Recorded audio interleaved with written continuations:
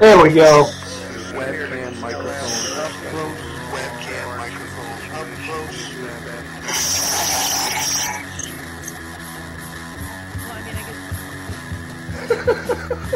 At the age of 19 in 1962, she was a... See, but I have the files. You know, I read this stuff at the National Archives, and I read these other things. I said to myself, that guy, how can that be possible? The brain, you know, days in the 80s, fondle slab of choice, I don't know, computers, doesn't really matter. Internet, professional wrestlers, and not Jesse Ventura style. It doesn't matter where the cartoon comes from as long as it's real. It doesn't. It's hard to get real information because seriously, they don't want you to have just reuse two sources whenever I try to prove out one of these things. It's not. If you expect your government to tell you the truth, you're going to sadly disappoint another one of these things. Dear Lord, what a dirty, dirty old man, huh? Really? Can't be serious. Is this really how you want things to be? Come on. More hooker, eruptions, eruptions, whatever. Like 8 hours, kind of. Really? Allegedly broadcast live from FEMA Region 2, within the borders of the formerly united and currently occupied states of America.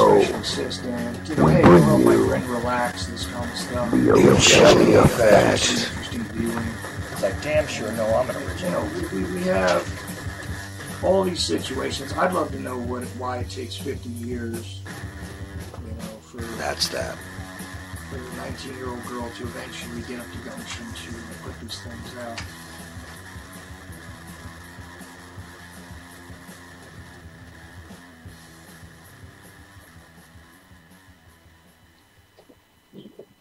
Well, looks like we are live. Looks like I am running on UCY.TV radio. This is the Ochelli Effect. I'm Chuck Ochelli. Anyway, dear God, it is so much fun when things jam up on you and things change at the last moment just before you're trying to go on air. Let's see if we can actually close some tabs here so that I can stop hearing the click of the chat room. Very good. Okay, wow, things are cooperating so far. So, of course, it is Tuesday night, and that means it is the Liberty Beacon on the Ochelli Effect. So, who am I going to bring back? A guy I missed as soon as I can add him in here. Because, there was the week that I was off because of the baby, and then the next week I had Barry Prince on, and, of course, that turned into a different sort of discussion with Dr. Larry Woods. And wound up doing the Thursday show off of that. And Barry Prince should be joining me in the second hour today, actually. So hopefully we'll get to actually do that interview like I was supposed to. And who knows what will grow out of it this time. Now let's just see if we can pull Mr. Landry in. Because I love having Roger Landry on. Let's see if it cooperates. So hopefully Roger will be on there in just a moment. And we'll be able to talk to him. I did miss him, though, over this little 2-week break, like I said. And, of course, every Tuesday is the Liberty Beacon. Roger, you with me? I believe I am, my friend. Missed you, too. Yeah, last week I had Barry Prince on. It turned into a whole other show, I'll tell you. Yeah, I heard. Well, when you bring Larry and Barry into the same show, you're going to be talking about energy, and you're going to be talking about just about anything and everything under the sun. So I can imagine you had to ride that one like a bucking bronc. Oh, yeah, but it was really great, and wound up actually doing the Thursday show just with Dr. Woods there, actually, because he does have a PhD, although he says it is worthless at this point. Yeah, I know. Larry is one hell of a fine individual, and the ideas and the ideals that he carries around in that head, I would like to publish him to the world. Yeah, absolutely. I mean, I'm completely thrilled that I got a chance to talk to him. And again, thank you to Barry Prince, who should be in the second hour with me today. So, now, because we're a little bit backed up, I'm so glad that you actually hit on an interesting subject. Okay, now, of course, the weather service is giving me a problem. All right, anyway, excuse me. But, you actually hit upon a topic that I was sort of tied up during, and I dropped the article into the chat room for everybody. So, without any further ado, Roger, I'm ready for you whenever you are. Here we go. All right, as usual, when I jump on with you, I like to bring an article that I've written recently and discuss it. The whole reason for me writing an article is because something is bugging me, and this is a little late, but it's not anything that shouldn't be discussed at any point during the year. But it had some a little bit more relevance because we just went by the 4th of July, Independence Day. And I started thinking about Independence Day and the celebrations and the patriotism and the waving the flag, and I have nothing against any of that. But this was the result of my delving into this. The article that we're going to discuss here is, hold on one second, I'm bringing it up. Well, you know, it is one of those things that has gotten under my skin more than once because I absolutely love the idea of the country that I thought I was born into, you know. And the symbols of that country mean something to me. And this is why this is going to be really, really interesting. As soon as we can get to it, have you? Are you having some of those computer troubles we've been having lately? Actually, I have Barry trying to hold a discussion with me on Skype, and I'm telling him I'm too stupid to do both. I tell him. So I've accomplished that. All right. Now, while I'm reading this or going through this, if you want to send him a message, feel free to do that. Okay. Okay.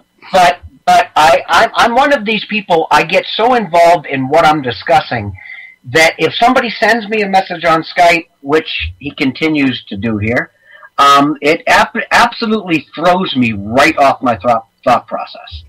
All right, so you go ahead and start, and I'll try and let him know. Well, doing multiple tasks is for those of you individuals who are a lot more intelligent than I am. I'm very passionate, but you're never going to hear me say I'm the smartest cookie in the box.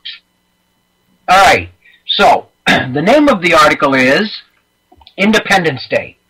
Should we celebrate the resounding failure of this government to represent our founders' principles? Now that's a mouthful right there.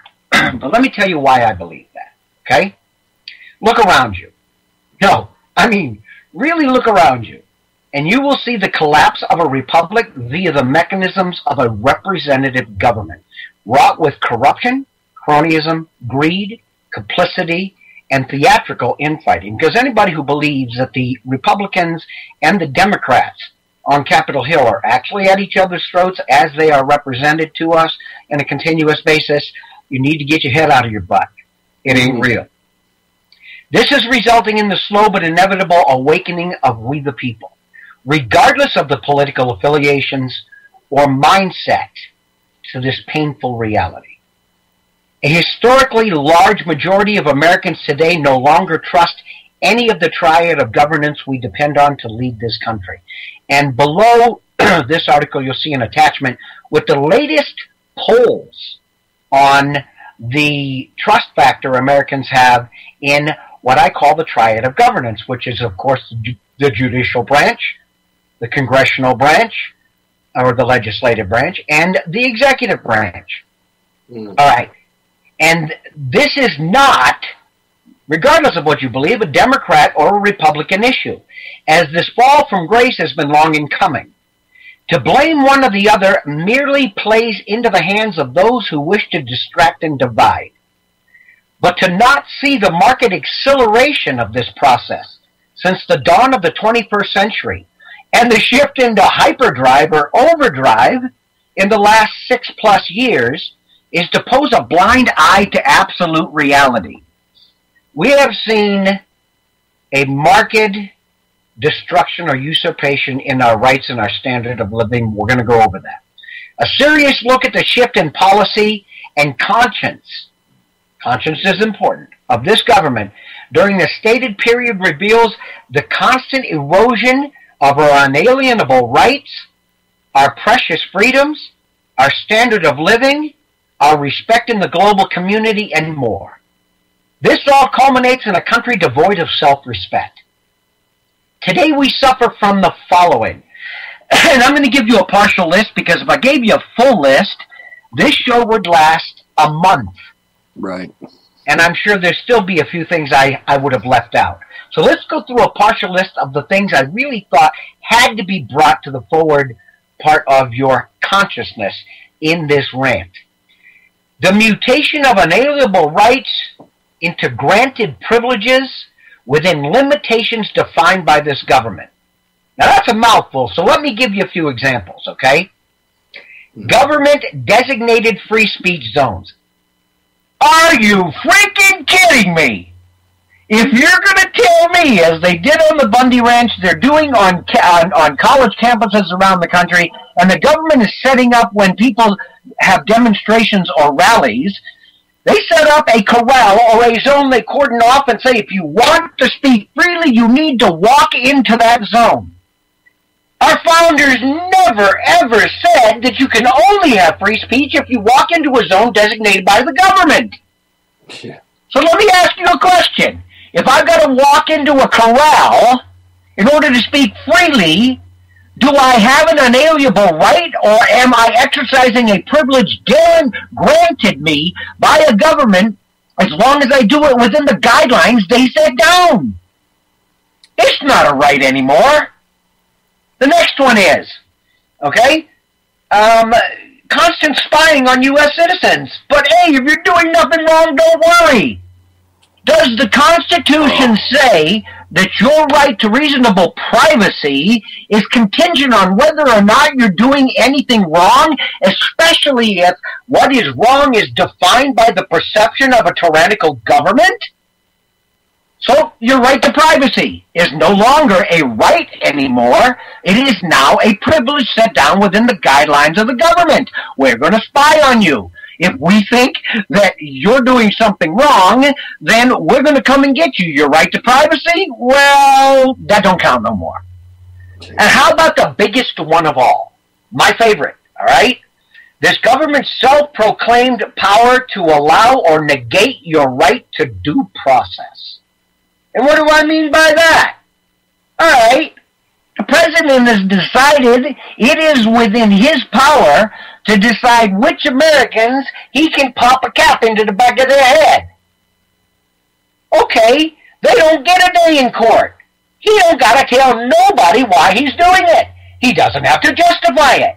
All he has to do is put you on a list, and somebody's going to come up behind you or shoot a missile from the sky, and your butt's gone. Where's your right to due privacy or due process? How about, excuse me, the NDAA? Mm-hmm. How about the rider in the National Defense Authorization Act? All they need to do is come into your house, kick the door down at 2, 3 o'clock in the morning, drag your butt out of bed, throw you in prison for the rest of your life. They don't have to give you a trial. They don't have to say why they did it. They don't have to prove that you've done anything wrong. Where is your due process? Now, you go out and get a traffic ticket, or you go out and rob a bank or something, you're going to get a jury trial. Because it is still within the government's, I don't know, it still works for them for you to believe that you have the right to due process. So again, now it's a privilege. When and where and defined by what the government sees is in their best interest, not in yours. Again, it is no longer a right. It is now a privilege. Let's go on. A gridlocked or complicit Congress unable or unwilling, via corruption or cronyism, to grab the reins of runaway spending, leading this country to inevitable and total financial collapse. The dollar is about to tank. Anybody who doesn't think that, you need to look at the news today. Look at the new media news today. You will find out that the BRIC countries are already forming their pact, that the band of 77, which are the G77 group, which actually has 133 members, they're all swearing off the dollar. When people stop using the dollar becomes valueless. Let's go on to the next one. A Congress where over 75% of all bills, mandates, laws, or regulations passed ultimately fall outside the realm or authority or the jurisdiction set down by the Constitution. We need to establish something again here, Chuck, and this goes hand in hand with this rant. So I've got to pause here. Okay. Most people today, if asked on the street what the power structure is within this country, this is what you will hear from them. The most powerful entity in this country is the federal government. The next rung on the ladder of power is the state government. The last rung on the ladder of power is the individual. Wrong! It's exactly the opposite of that.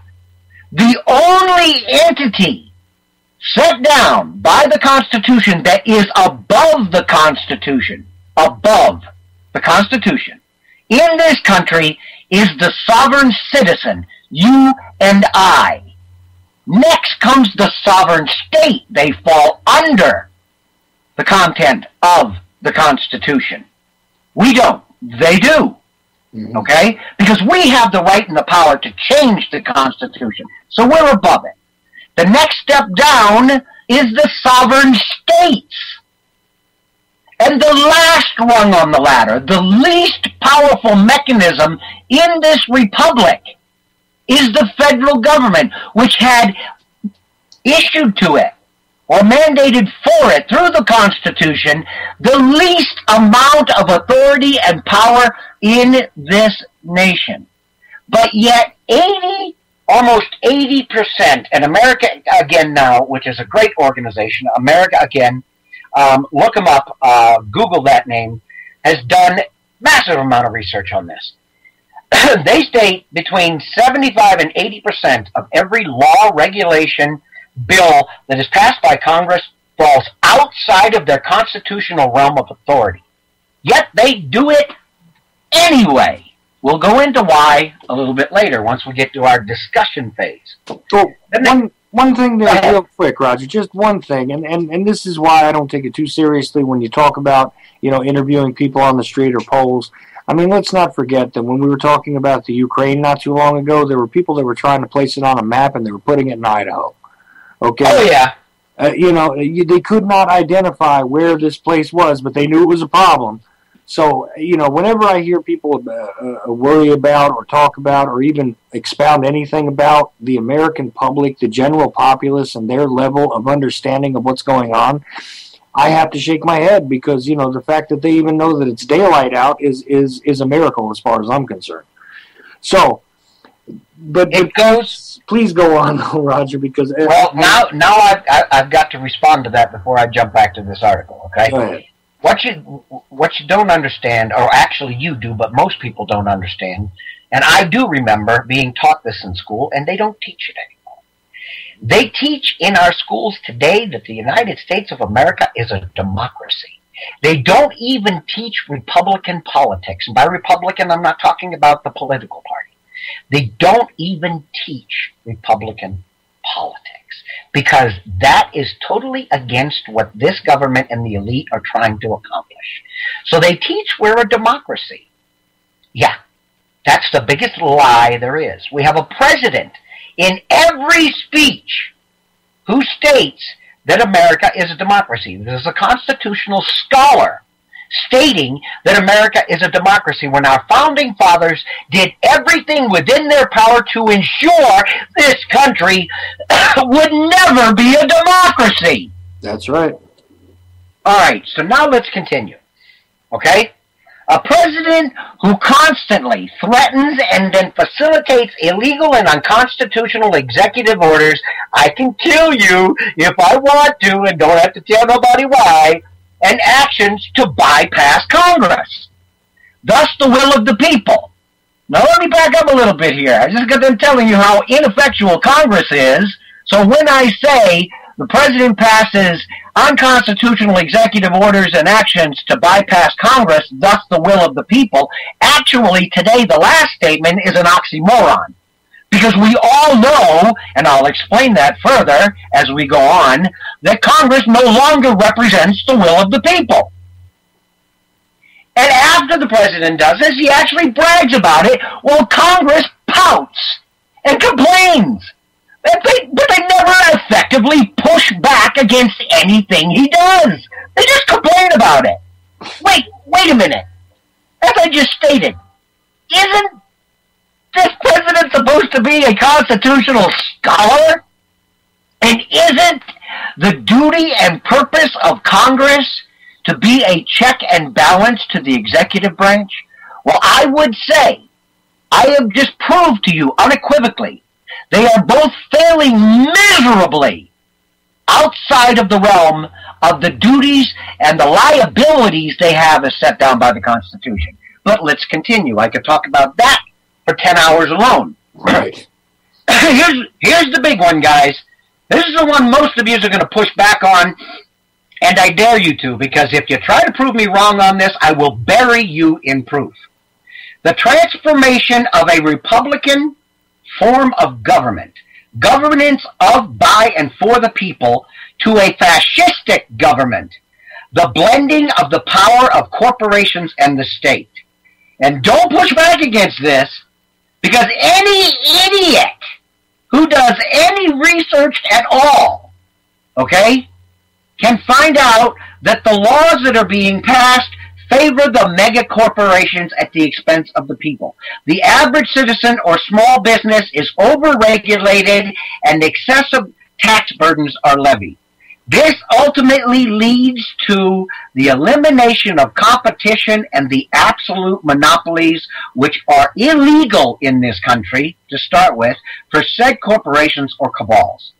If you don't believe me, okay, once we get into the conversation portion of this, or the discussion portion of this hour, I can give you an unlimited number of examples that are easily checked up on and Googled. But let's continue. And lest we forget the many too big to fail bailouts that you and your children will be paying for generations to come. So the huge mega corporations are not allowed to fail. But you and I, who pay for these bailouts, are. Tell me again, who controls this government?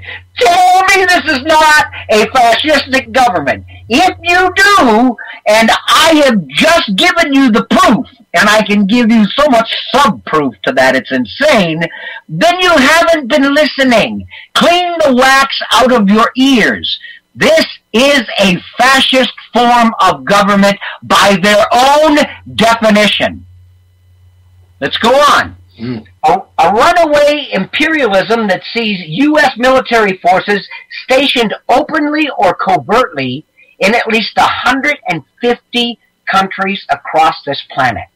This has very little to do with the protection or safety of this republic. A majority of Americans suffer today from budget cutbacks and reduced social program spending, while the military-industrial complex grows fatter by the day. Anybody who doesn't know, I worked for the military-industrial complex and the DOD for 30 years of my life. I know of what I speak. This government allots over 50% of its annual budget, our money, our tax money, to military or military-related spending, adding up to almost $1.5 trillion per year. Don't be fooled by the published military budget. You're only seeing the tip of the iceberg of what's actually spent. And why? Who is there to challenge the military might of America? Nobody. But this is no longer a mechanism of protection of we the people. And it is wholly owned and controlled by those same corporations who own this government and the military-industrial complex. This is now a tool or mechanism to achieve their global actions.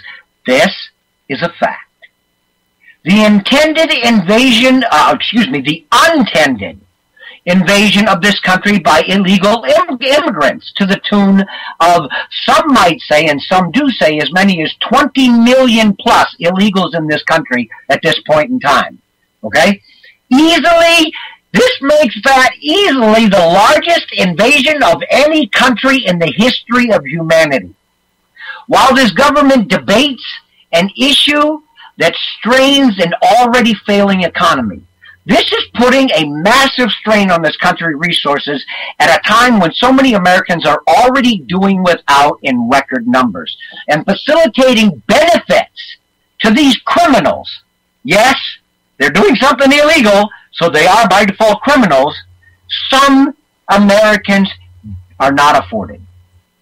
We have people living on the streets. We have people that can't get food stamps. We have people, but yet each and every one of these people who illegally crosses that border, illegally, they're criminals. Get fed, get clothed, get medical health care, get put on planes or buses to any relatives they might have in this country without identification, I might tell you that. You as an American citizen, try and get on a commercial aircraft without an ID. All they need, these illegal aliens, to fly on a commercial flight today is a piece of paper that is a promise to appear in court document that is handed to them in these camps they're being held in. That's it. It has no watermark, no picture, no government seal, nothing on it. It is a typewritten piece of paper that says you have to report to court by a certain date. That's all they need to get on a plane, and anybody can type one up on a home computer.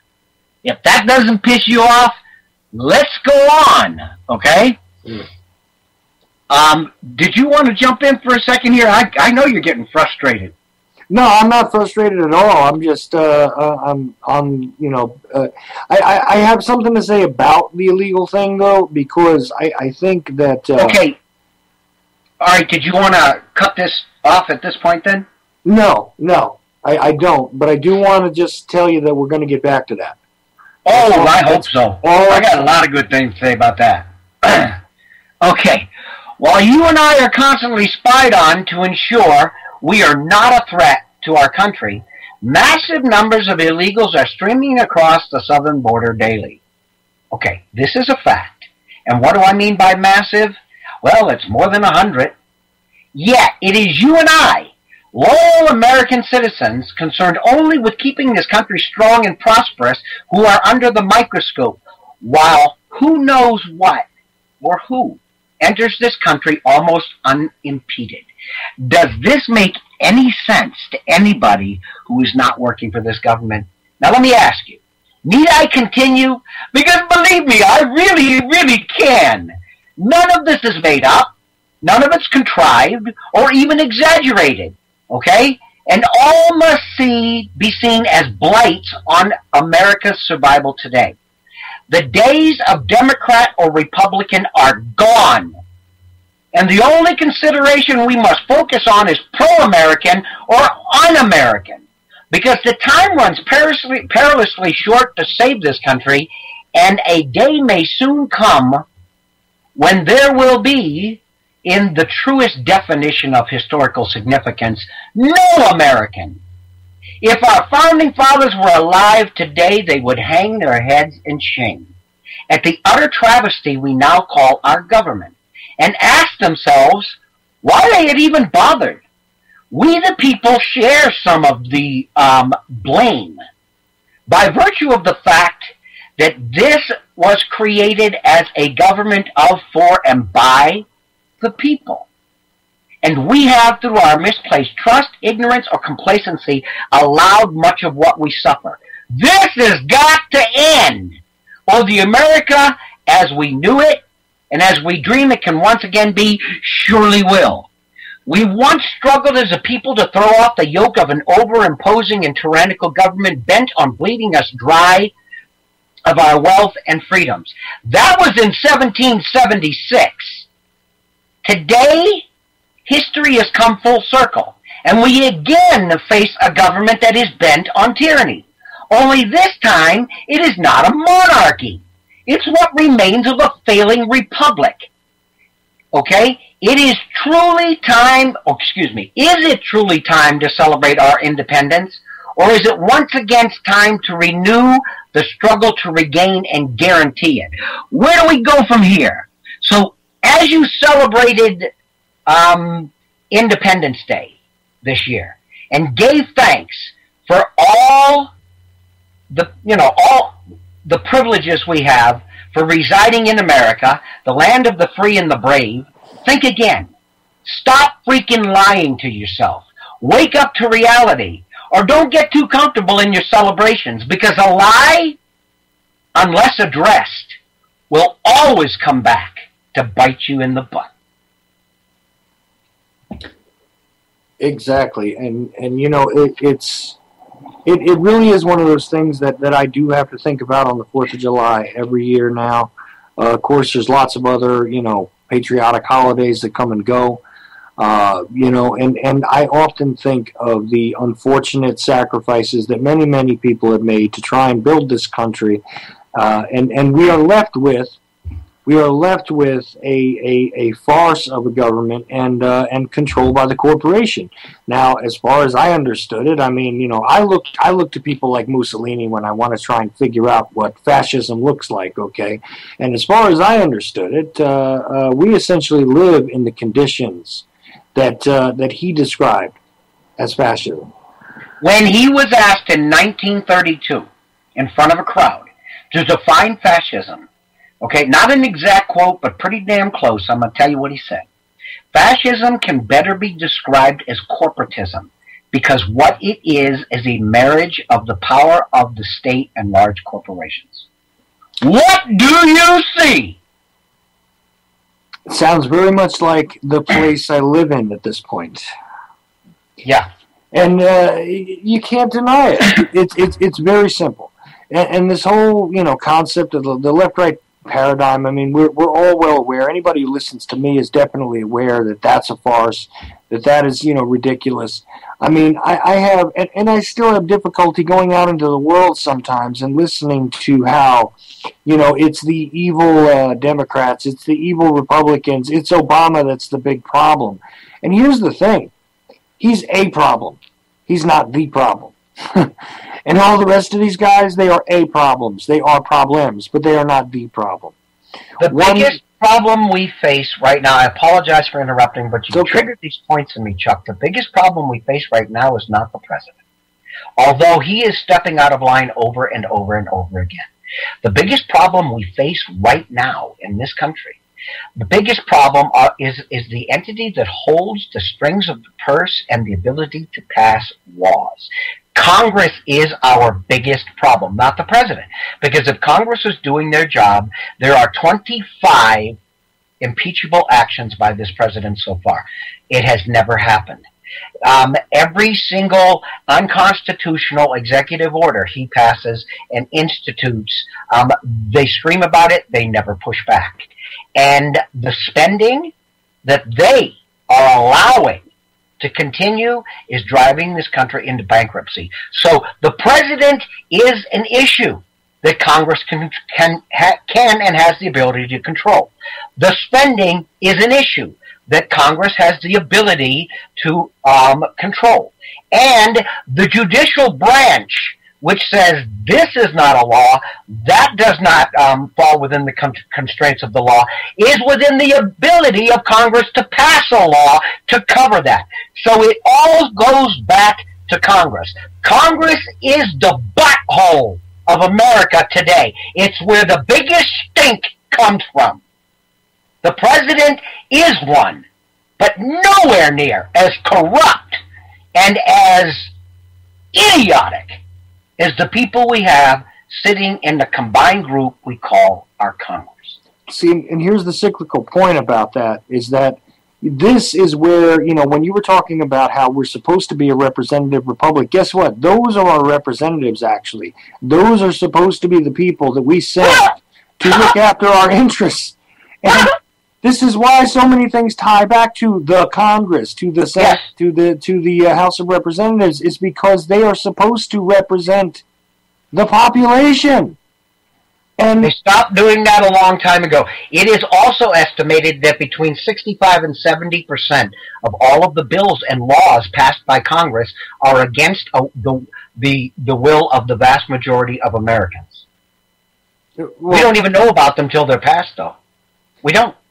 Oh, but even then, it's almost impossible to get a copy. And then when you do get a copy of whatever was passed, it's all buried in all this sort of interesting language and legalese. Yes. Different, yeah. So I mean, it takes you forever to figure out that you've been screwed. So it's amazing. It's amazing to me that there are people that still think, well, gee, if we can just get a good president in there, and if we could fire everybody in Congress.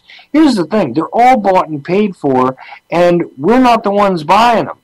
Okay, we're supposed to be the ones that they represent, and unfortunately, they're being bought and paid for. Now, some people point to lobbyists, and that becomes a whole other convoluted issue, but I don't think that's the problem here. Lobbyists do have a lot to do with it, but you're right. It's not the total part of the issue. It isn't. But I'll tell you something else that is absolutely. Once I heard this, I'm amazed that the state this guy was representing didn't recall him. And I don't remember his exact name. I could probably Google it and find out very quickly. But that's not the point. The point is what he said.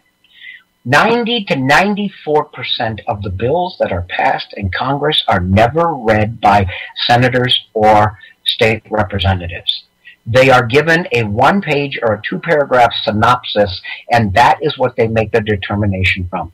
If you've got a 2,000-page bill with all kinds of illegal crap buried in it, how the hell is a congressman or a senator going to understand that or ever be aware of it in a two-paragraph synopsis of that bill? So when 90 to 94% of our representatives never read the bills they vote on, can anybody tell me out there how the hell that's representing you and I? See, and I can't stand guys like Michael Moore, but you know what? When I was a little less awake, let's just say, and he was doing that whole Fahrenheit 9/11 deal, and he brought out that congressman who said, well, here, sit down, my son. Let me tell you something. Nobody reads the bills. Yep. That, and I sat there and I said, that must be this guy editing it the wrong way or whatever. There must be some sort of creative, manipulation of the clip. There must be. But you know what? The more that you question these guys, the more that you find out. If you're lucky, they read that one-page synopsis. If you're lucky, they read an outline made up by a staffer. Quoting. Because they're told how to vote. Those lobbyists come in and tell them, do you know, they get like a couple $100,000 a year. To live in Washington, D.C. and buy a house and drive a Mercedes and a BMW, you can't even afford that on a couple $100,000 a year. Their houses are paid for. Their cars are paid for. So when it's time to vote on a bill, that lobbyist knocks on the door and says, remember the money we gave you? Remember the house you're living in? Remember that Mercedes that's sitting out in the parking lot? This is the way you need to vote on this bill. If you don't think that that's reality, you're an idiot! This is my point. And here's the thing. They're the symptom of the corporation. This is all about corporate interests. Who has the most money, who can buy the most pieces of the pie as far as the Congress goes. That's really all it is. And where does that leave the citizen who just sits there and votes for somebody that they think seems to have their best interest in mind? Where does that leave the citizen, Roger? You're not seriously asking me that question, are you? Oh, I'm being a bit facetious with you, sir. I figured that. But we know where this goes, okay? But it's just... It does amaze me that there are still a great many people out there that don't understand that the government is not working for them. They sit there and they argue over who it is that they think should be sitting on this particular seat this particular day and getting airtime on C-SPAN, which nobody watches anyway. And this is what they worry about. Wait a minute, C-SPAN. Isn't that the television broadcasting system that was supposed to put out the debates on every bill that was going to be passed in this country if Obama was elected? The totally open and transparent administration that would outperform any other government or any other administration in history in openness? Can you tell me the last debate that was put up on C-SPAN on a bill that he either signed into law or vetoed against the will of the majority of this country? I think that would be a big fat zero. Yeah, you know what I've actually seen is there's 3 C-SPAN feeds, right? And I think there's 3. And the only thing that I ever see is when they do go to a vote, they go to a large overhead shot, and then you start to see vote tallies be showing up on the screen, and that's it. You don't see debates, and if you do, you see somebody tries to speak, and they usually knock them out of there with some procedural thing, whatever. And you didn't actually put your proposal down to the committee before time had expired on the designation of the. You got to be kidding me. Well, occasionally you are allowed to hear a dissenting voice, and let me explain that. Okay, they have to keep the sheeple within the frame of mind that we truly have representatives on Capitol Hill.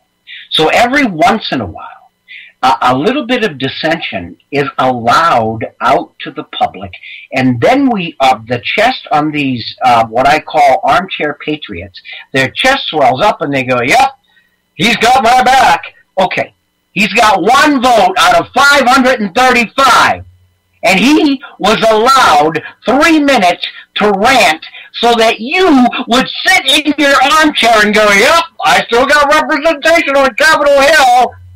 Bullcrap! That's exactly what it is.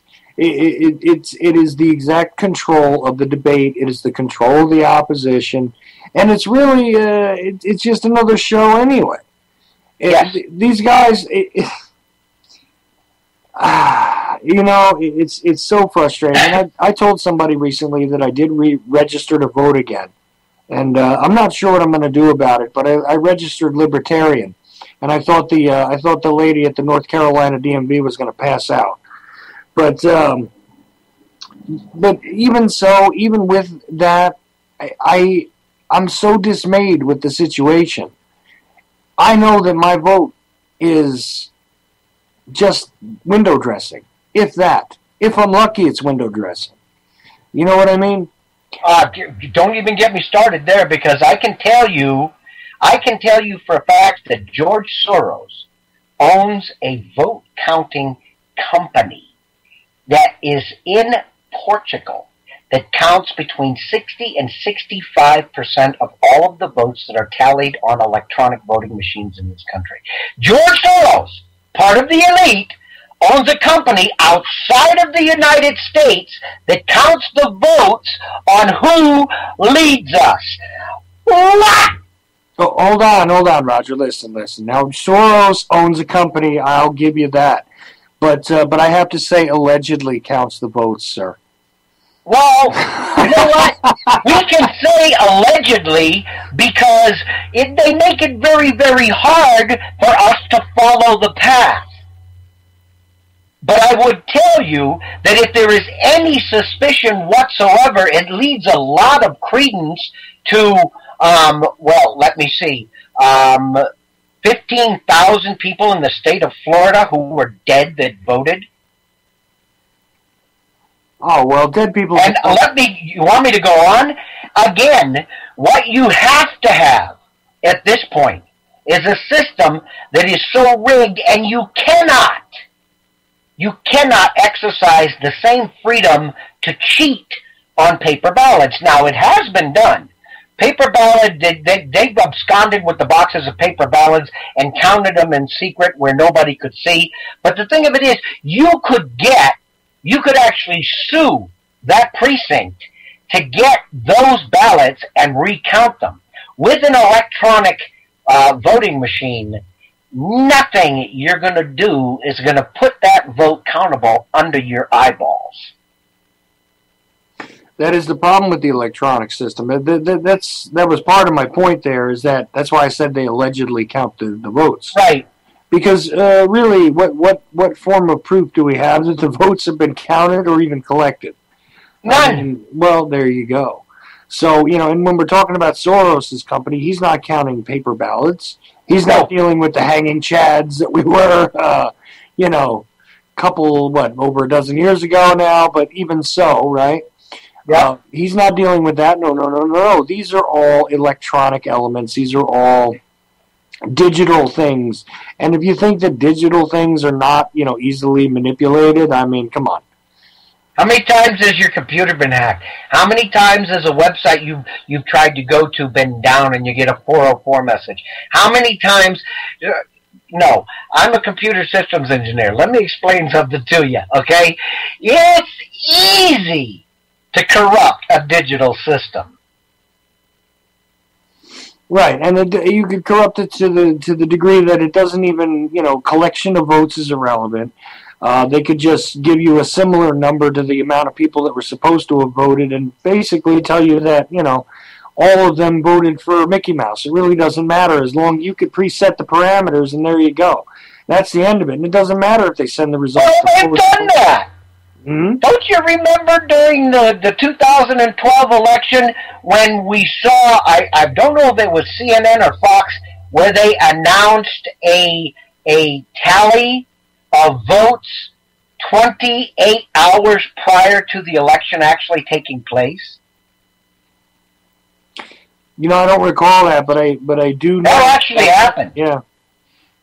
That actually happened. It's just like the Twin Towers, okay?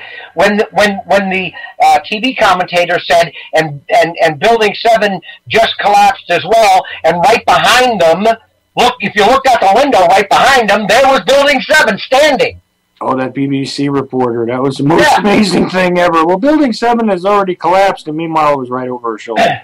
But to say that they have not screwed up and announced the result of elections prior to the election or prior to the tally actually happening, that's happened several times in the last presidential primaries and the run-up to the election. Happened several times. Well, there you go. And man, look, and here's something too, and I know we've only got a few minutes left. Barry just sent me a message and asked me if I could hang around for a little while, and I can hang around for a little while, but I don't want to monopolize his time. But Barry is part of the Liberty Beacon Project, and if he asks me to stick around for a little while, as long as you don't shut off my Skype, Chuck, I'll stick around for a little while. I won't shut up your Skype, Roger. I can't guarantee anything with Skype, though, because that's been another huge issue lately. But I promise you that it will not be me hanging you up or anything. I can guarantee you that. Do you know I'm on a borrowed computer because my hard drive fried last week? No, I had heard you had some problems, but I didn't know that. My hard drive fried last week. Hmm. Well, and it went from no problems at all to all of a sudden blue screen and could not get back in. See, that happened with the smaller computer that I had that I was using as backup, and now that thing's in blue screen mode, and I don't know why. All of a sudden, I was getting some crap that was like a weather bug and some other things that I couldn't get rid of, and it just crashed everything I had. Try app-disking it and reinstalling everything from the ground up. If it won't take, then you have a physical issue with your hard drive, and it's time to chuck it. Yeah, probably that's what it is, because I've already tried to take everything and just put in a new. We'll get to that sometime, but but that thing is gone. I'm sure that thing is totally fried now.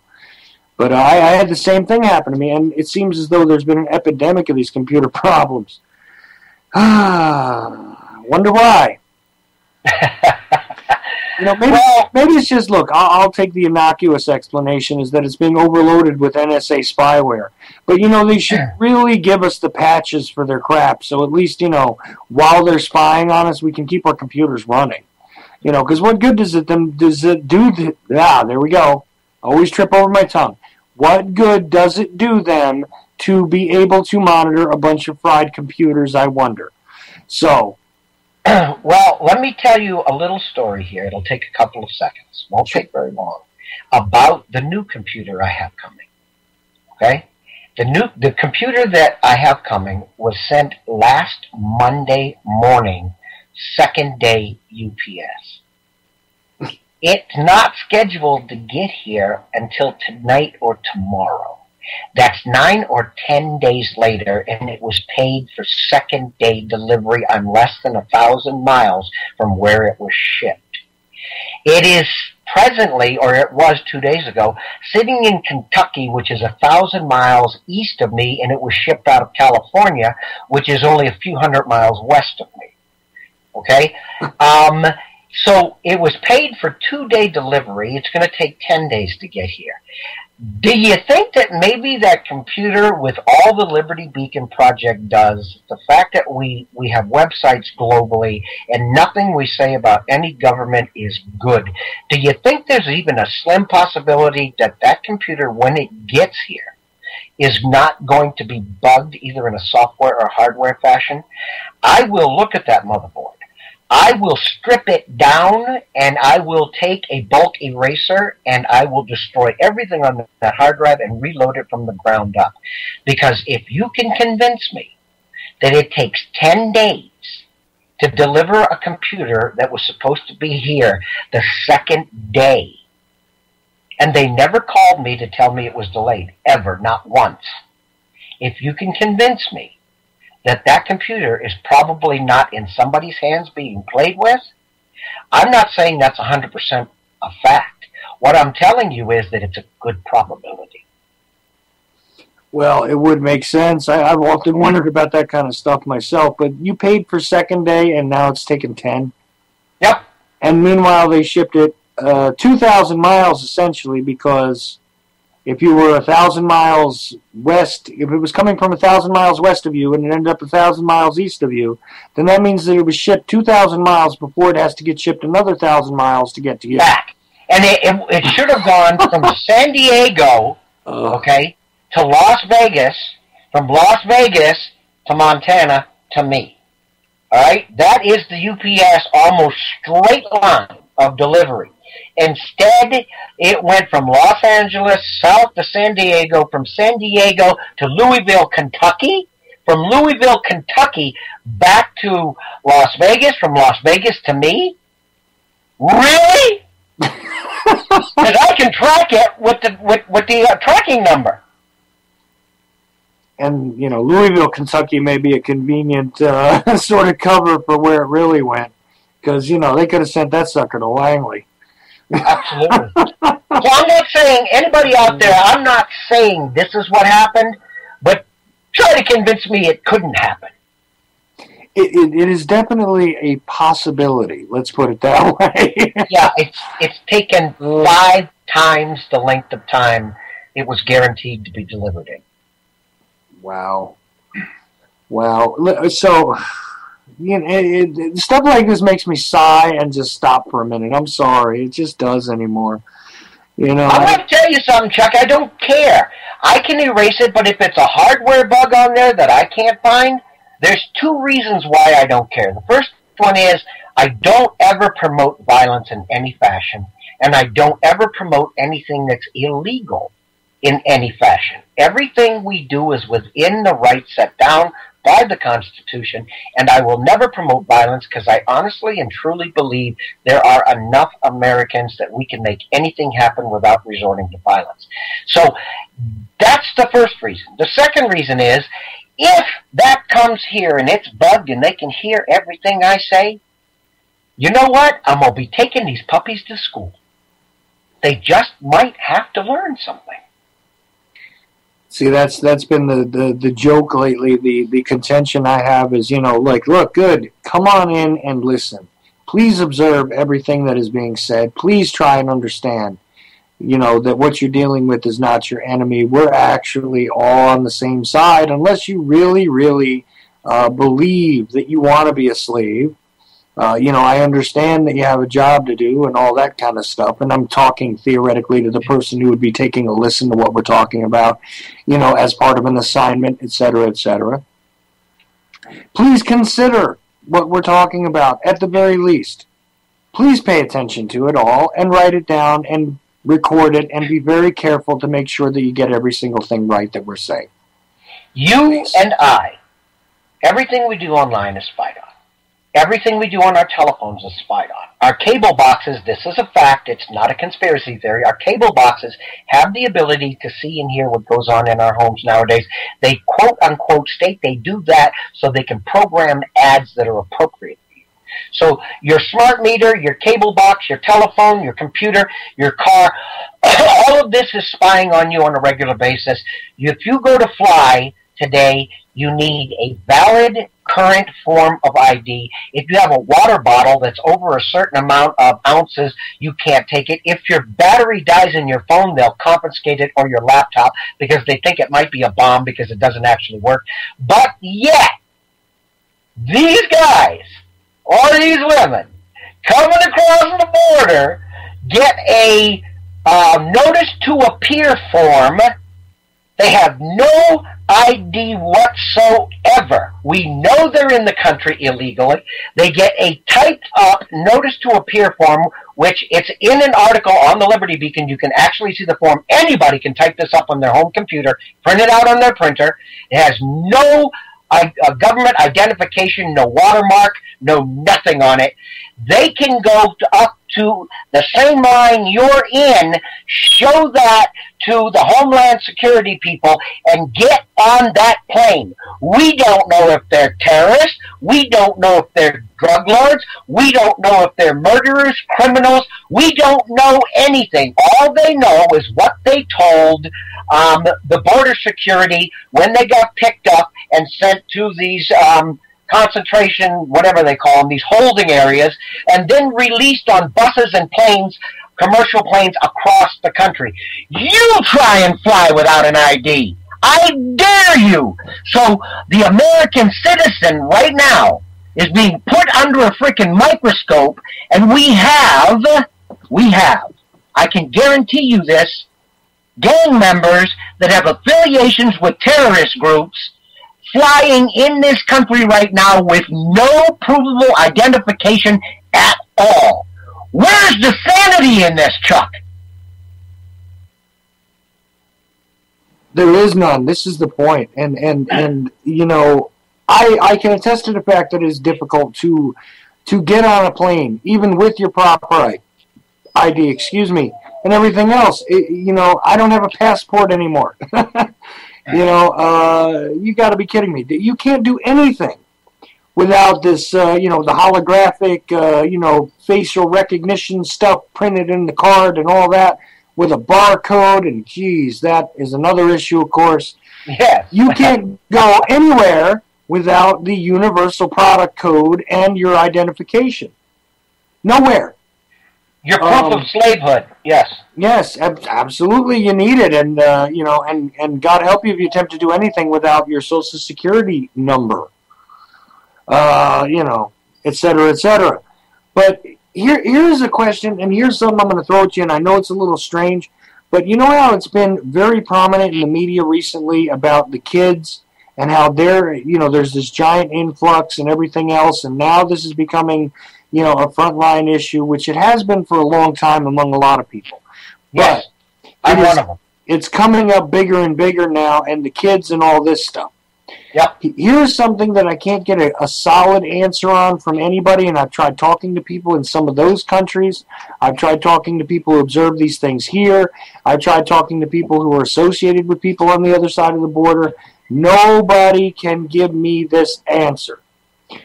If this is a new thing, this influx of children that we're seeing, if it is new, what was the signal? Because this is multinational. This is not just Mexico. This is not just Guatemala. This is not just Honduras. This is not just et cetera, et cetera. If this influx is coming from all these countries at once, what was the inspiration for that? Was there an announcement? Was there what is causing this mass influx of these kids? Do you know? Well, I would tell you that a lot of it has to do and I don't have the exact words, with a speech that Obama gave, basically that we need to be more humanitarian about those crossing the border, and that we have to understand that these are not evil people. And a lot of this goes to the core of that, okay? But it goes much deeper than that, all right? It has been, you and I are both aware of the North American Union. We are both aware of this. Nancy Pelosi was down on the border not too long ago, where she stated America and Mexico are a community with a border running through it, and the administration and the establishment should look on this as an opportunity, not a crisis. That is the biggest. What do you think people in Honduras and Mexico are going to think when they hear that? Okay? Basically what that's saying is, we're throwing the borders open. Come on in. We're going to take care of you. We are a community. This is an opportunity. This is one of the most prolific voices in Congress. And she is mirroring the ideas and the ideals of Obama. So if you want to know a catalyst, look at these and a few more of these idiots which are making public announcements that go out across the airwaves all across Central, South, and North America, stating this is an opportunity. They're telling these people in Honduras, in Nicaragua, okay, in Chile, in Acapulco, Mexico. They're telling them that our government is looking at this as an opportunity. Well, you need to dumb down the American public, because the American public is not, in a vast majority, is not going to put up with the loss of our sovereignty with this New World Order. Unless you dumb us down with enough people who are subservient and who owe you big time for letting them in the country, for giving them welfare, for giving them free health care, for giving them. If you bring enough of them in and you dilute enough of the American culture, then forcing the New World Order and the North American Union on us becomes less and less of an obstacle. Anybody who doesn't believe that needs to Google it. There's 1,000 articles written on that topic. We're being diluted and dumbed down, and I wrote one of those articles, and it is very well researched, and we might just do that one next week, Chuck. See, I think that would be quite worthwhile, and I'll tell you, people that have said to me, well, the collapse is coming. To me, this is one of the signals. It is. Because now we're looking at, like you said, look, if the people that are here are not so interested in maintaining their constitutional rights, are not so interested in, in what this country was before, and are now trying to reform and reformat it into the greater union, or the North American Union, or the American states, or whatever it is you want to call it at this point, if those people don't have the same sort of interests that we do, and I'm not saying that these are evil people necessarily. I'm not either. I am more sympathetic, and in fact, most of the immigrants that are here illegally, to be honest with you, are probably a lot more hardworking and decent people than most of us really want to imagine. I would agree with you. I would. And my wife and my children and my grandchildren are Hispanic. So there's not a prejudiced bone in my body. This has nothing to do with who they are as people. It has everything to do with the sovereignty of this nation.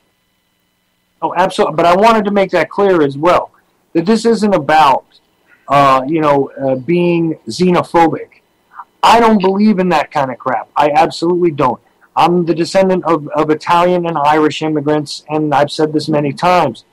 They didn't come here necessarily the right way, but they assimilated. They joined the overall America that was. And fought for this country. Many immigrants have fought for this country. But just to give you a hint, this is my wife's maiden name, okay? Maria Juana Barrios de Sanchez Garcia. Nice. Yeah. So anybody who immediately throws in my face, you're just a bigot, boy, I'll tell you, do they get an earful. No, I hear you. But I wanted to make that clear because you know what? I have a lot of different thoughts about this. And, excuse me, it is not one of these things where I think that I'm dealing with an enemy here. This is not a matter of an enemy. Here's the problem is that... But they are coming in. They are infiltrating. Again, look at the last article I wrote. There are gang members who have proven affiliation with known extremist terrorist groups. You don't think none of them are coming across that border? Well, not to mention the drug mules and et cetera, et cetera. I mean, there's plenty of bad stuff to be had.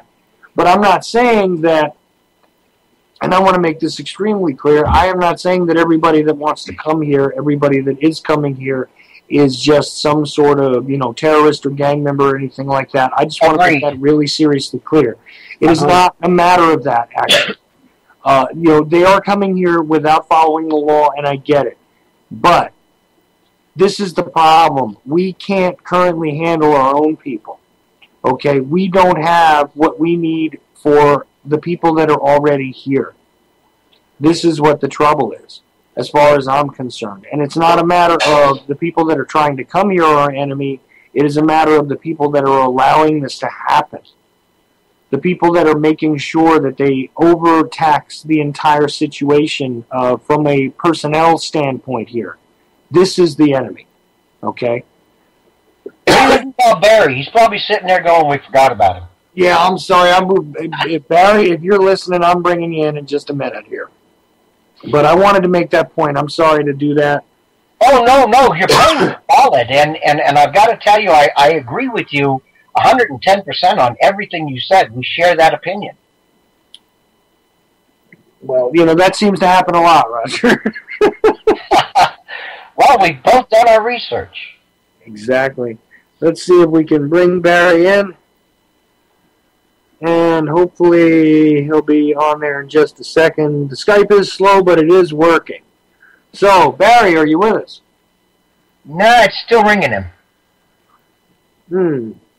Oh, yeah, it is. Okay. I thought it was my eyes deceiving me again, but hopefully he'll join in with us here in a minute. But I did want to make that point clear because, in a couple of other places, I've been confronted with that nonsense, where it's like, well, you just have, this racist ideal about, and I don't. That's not what the point is here, as far as I'm concerned. The point is that we're in a bad situation here nationally. There's employment problems. There are resource problems already. And as far as I'm concerned, to overtax that with people that didn't come here in the legitimate way at this particular point in time is a very strategic move on somebody's part in order to, create different dissension in the ranks as far as I'm concerned.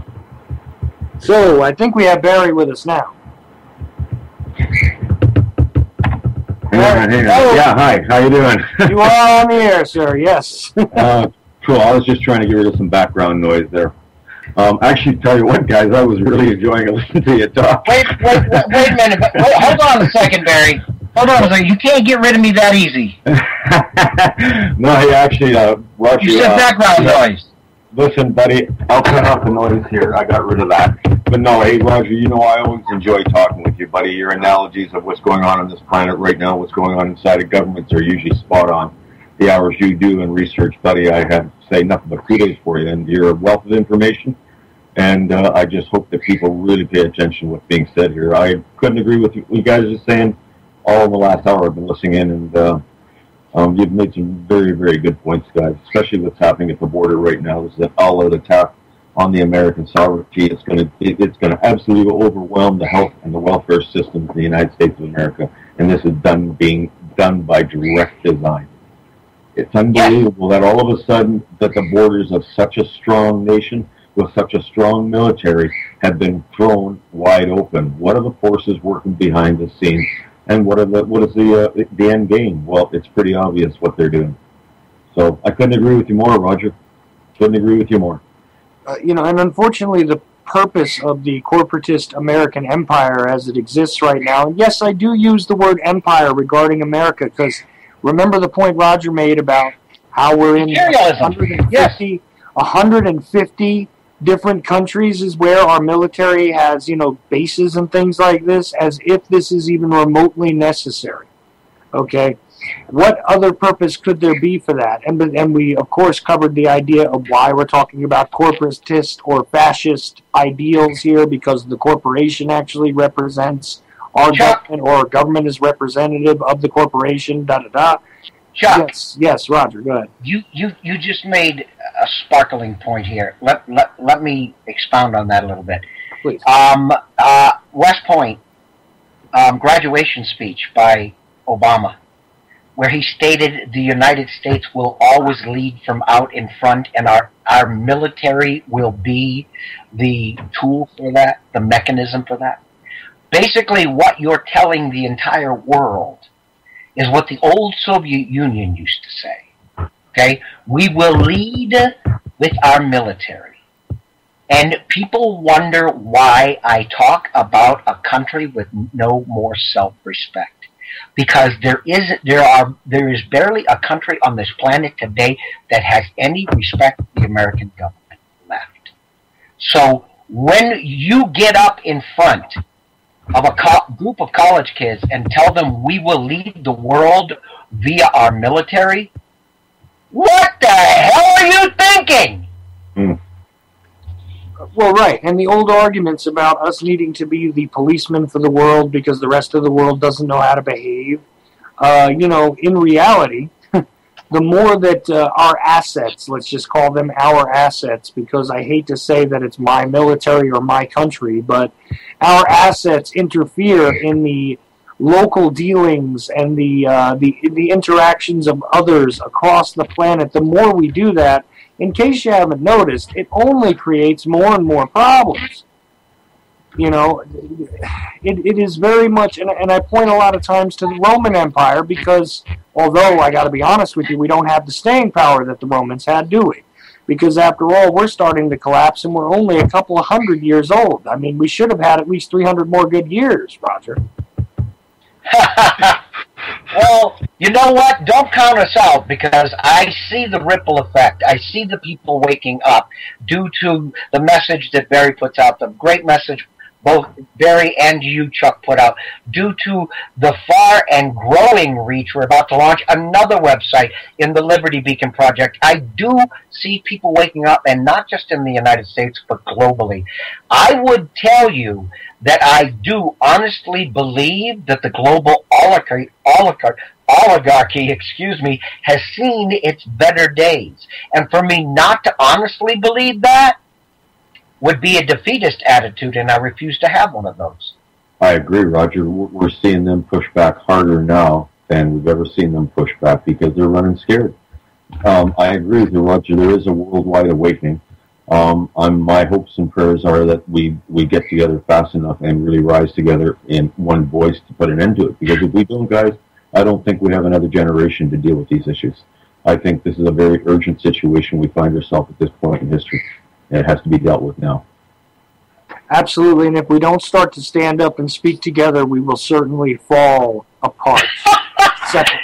You do it over and over again, Chuck. At the bottom of every meme I make, I put, stand up together, speak in one voice, and live free. There you go. See, it's just, it's a perfect slogan, as far as I'm concerned. It's the truth. It's the truth. Well, it is. Exactly. It's what we have to look in the mirror every day and say to ourselves. We have to get up every day and look in the mirror and say, what can I do today to take a little piece out of this giant wheel that's running over our freedoms and our future of our children, our health, our mental stability. Every aspect of our life is under attack. It's unbelievable what's going on in this world, man, and how fast they're accelerating their agenda. And like I said, Roger, I think that's because they're really starting to run scared, that we are starting to have an impact. We're starting to see, like you said, Roger, the ripple effect. I don't call alternative media anymore. I call it truth media. We see a tremendous rise in audience. True media. Hey, guess what happened? That was pointed out. I kind of thought about this the other day, gentlemen, and alternative isn't the word that we want for these networks. We want to call it truth networks because that's what we're putting out. Alternatives suggest that we are a second-rate operation to the mainstream, which, of course, we all know are so full of crap. It's unbelievable. How come the mainstream media isn't reporting on these problems at the border the way they should? Oh, and how come Obama takes children and idolizes and say these poor children, we have to let them into the country? And of course, that's a distraction for the American people. They're going, okay, there's people coming in, but Obama says it's children, right? I mean, and you know what, Roger? I honestly feel this whole thing right now at the border is just another major distraction. It is. And you are right. The last little while. You're very right about the ripple effect. I'm going to tell you something that happened to me the other day. I got a message from somebody who has some friends in the Gaza Strip. And she happened to mention to one of her friends in the Gaza Strip, because you know about the bombing in Palestine and everything that's going on right now. And a gentleman over there who is a journalist asked her if she had any contacts with the Liberty Beacon Project, and if she did, if she could find out if he could write some articles for the Liberty Beacon Project. I don't know who this guy is. I haven't got a clue. I don't know anybody in Gaza, but somebody in Gaza knows about the Liberty Beacon Project and wants to write articles. This is a journalist, and specifically asked for us by name. Is the word getting out? I think the word's getting out. But it is. It is, and you know what, Roger? You know, we have so many rabbit holes we can go down in life right now, and I'm finding them becoming very inspired lately by really starting to explore answers to the problems. You know, we talk about the problems. We know that they're out there, and sometimes we have to put fear into people's heart. I don't want to put fear into anybody's heart, but I feel at this point in history we have to wake people up to the reality of the situation we're in. So like I've been focused a lot of my attention lately, guys, on solutions. And boy, I started looking into free energy here lately, Charles. Of course, you had Larry on last week, and Roger knows Larry, and talking to a few other people involved, and Carmen Mueller. I know I've got her lined up now for a show next week. As soon as I can get up on this network we're going to be doing, one of my first guests is going to be Carmen Mueller, whose dad worked on an incredible machine, and she's picked up the ball and is running with it. But I'm finding that I'm really trying to find solutions to problems, and one of them is free energy, and of course the other one, Roger and Charles, you know, is the hemp plant. God, yes. Oh boy. You want to talk about a solution to, I'd say, without being exaggerating, I would say 80% of the problems we have right now on this planet, i.e. the way we produce fuel, the way we produce medicine, the way we treat sick people, etc., etc., etc., could be rectified and brought into line by the implementation of the hemp plant worldwide. And that is a campaign that I explore options on and read and do studies on all the time. And I'll tell you, there's another answer. Things like this can really change things as we have it now. Period. See, and I'll tell you something, Barry. Even before I became aware of so many of the things that I have become aware of in recent times, and I have become, you know, quote-unquote awake. I almost don't even like that term, but let's stick with it for now. Even before that, I said out loud to many people that, you know what, if we wanted to solve a great many problems, you know, the legalization and the use of hemp would have been something that's just practical. It just seemed to be like a no-brainer kind of thing. It's a 100% no-brainer. Yeah, Any research, you know what, Charles? Anything I've ever looked to in my life in the hemp plant is a no-brainer. Everything about it, right from everything that we do in our world right now could be changed and should be changed. And of course, we all know the history of how it was taken away from us, how money controls the world, how the pharmaceutical industry took over, and they wanted to sell prescription drugs, and they sure didn't want something around that would make people healthy and not have a need to go to see a doctor. But hey, Barry, Chuck, yeah. I've got to jump off here, but you guys have a great line of chat going there on the hemp issue. I wish I could stick around and discuss it, but I do need to go. Chuck, I want to tell you how much I appreciate you, how much I appreciate your show. Barry, you know how I feel about you. You're an integral part of the Liberty Beacon Project, and Chuck, you're a great partner to the project. And I want to wish you both a very, very pleasant evening. Well, thank you, Roger, and it's always a pleasure and a privilege to speak with you and have you on my show. And don't ever feel as though, you just have to be on Tuesday nights. If you got a reason that, you want to come on some other time, just hit me up, let me know. I will make time for you, sir. Oh, no, I like the Tuesday. I like the Tuesday from, actually my time, it's 4 to 5 p.m. That works perfect. But next week I'll have another article I wrote, and I think you'll really, really enjoy it. Actually, I'll send it to you a couple of days ahead of time. Great. Can't wait, Roger, and thank you. All right. Bye, guys.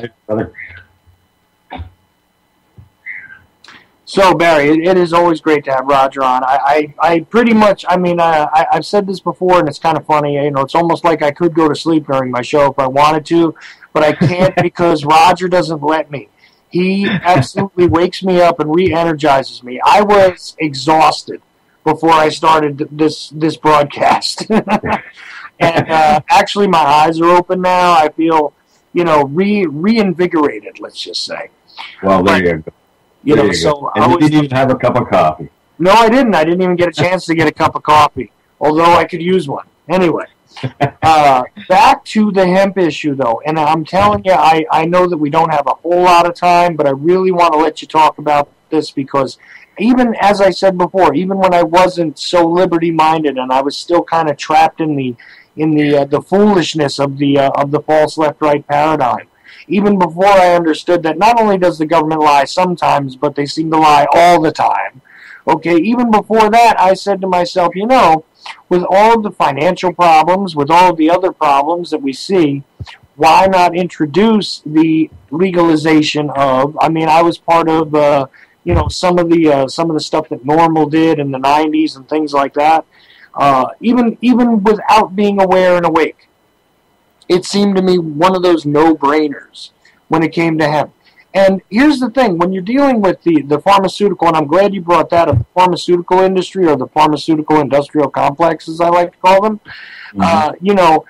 all of their petroleum-based, synthetic poisons versus the natural plants. That's one aspect of it, but hemp is not just for pharmaceutical purposes, is it?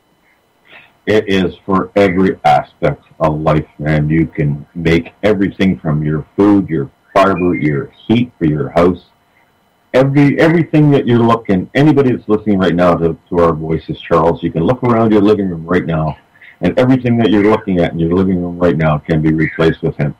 Everything you're looking at, with no chemical imprint on the environment. Cotton alone is just one of the many things that should be taken out right away. The production of hemp fiber uses 25% of the water that it takes to produce cotton and leaves no chemical footprint in the water. Totally biodegradable footprint in the water. It goes back to the land and nourishes the earth. It is, everything about the hemp plant is a no-brainer. Like you said, Charles, I've never yet read anything negative about it. I've never heard of marijuana killing anybody yet, except for once where a guy was unloading 500-pound bales off a truck, and one of them fell off and hit him on the head. That's the only time in my life I've ever heard of hemp killing somebody, buddy. So I was lucky enough, Charles, to get introduced to Rick Simpson, and last year about this time, it was just a little after this time last year, I got to tour British Columbia with him. We did 9 cities in 14 days, and we spoke in front of totally receptive audiences, averaging 200 to 300 people in communities of 5,000 to 6,000 people. So tremendous response. Rick is going to be coming back to British Columbia next year, and we're going to be doing another tour in the province. He was one that really kind of woke me up. Prior to that time, I'll be quite honest with you, Charles, up till about 3 years ago, I really wasn't paying too much attention to the hemp movement, but everything seems to come together when you actually start becoming awake to what's going on in the planet. And what happened to me is I kind of looked at all the things the government does, and then I started looking at the pharmaceutical industry and what it is and what kind of money it makes and where it came from. And then I looked at the hemp plant, and then I started going, wow, everything about the pharmaceutical industry would collapse if hemp was brought widespread. If everybody that's listening right now had a vial of oil beside their bed, and every day they took a third of a gram of high-grade oil with high percentage of THC, high CBDs and CMN, and excellent oil, your illnesses in your body would disappear. What I've really learned here in the last year of my life is the incredible effects of natural remedies. Not just the hemp plant, but all these other things on the earth that ingested into the human body just have incredible effects. And another one that I'd like to talk about just for 2 minutes here, getting off the subject, is chaga. And I think I've talked to you maybe once before about it, Charles, but chaga is a fungus that grows on birch trees. It's actually been used by the Chinese for thousands of years as a medicinal remedy. It was brought into the European community in around the 16th century, and they used it to treat arthritis, and they used it to treat cancer, the lesions on your body. It seemed to have a miraculous effect on just about everything they treated. Now chaga is becoming wide known in North America, and I myself am using chaga. We produced it. We went out this winter, and we harvested almost 1,000 pounds of harvest of chaga. And the reason we do it in the winter, Charles, is because the plant or the tree is in a dormant state in the wintertime, and all the nutrients in the birch tree congregate in the bark and the root, or the actual stalk of the birch tree in the winter.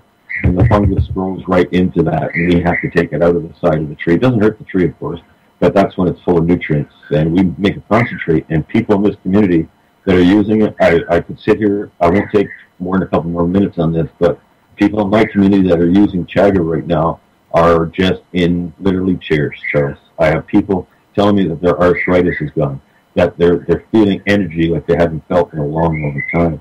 All kinds of effects on people's body, and it's natural. And what the world has to understand is that we have been duped so badly by the pharmaceutical industry. I used to hold my doctor in very high esteem. I used to think of my doctor as a child, as being God almost.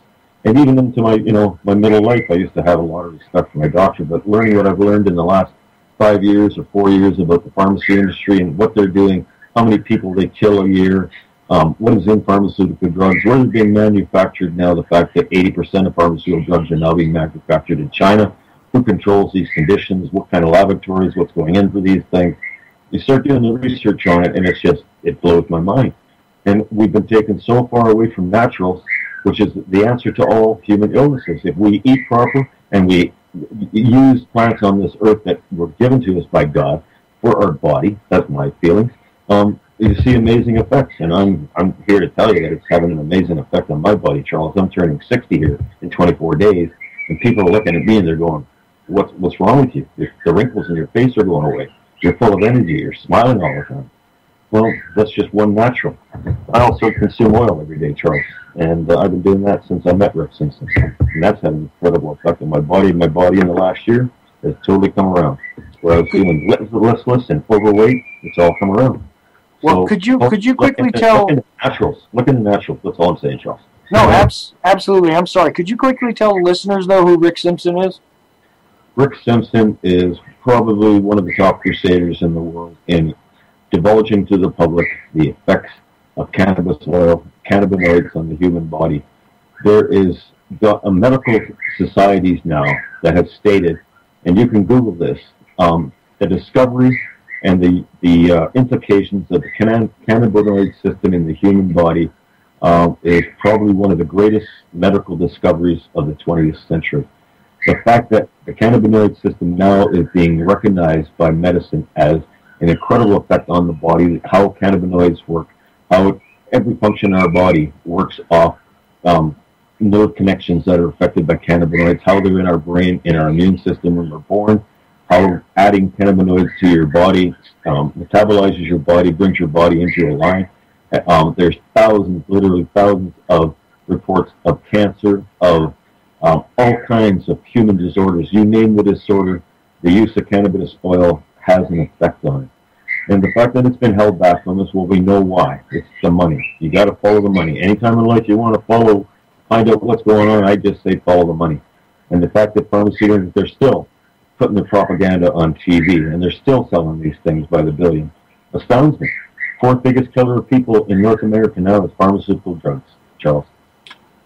absolutely. And I'll tell you, as somebody who has experienced joint pain and pain in my bones and things like this for many years, because I happened to suffer a lot of damage when I was younger, and things like this, I'm starting to look into some of these alternative medicines, because I spent a few years taking, some of the synthetic, opioids and all that myself to try and cope with the pain, to try and deal with it. And here's the thing.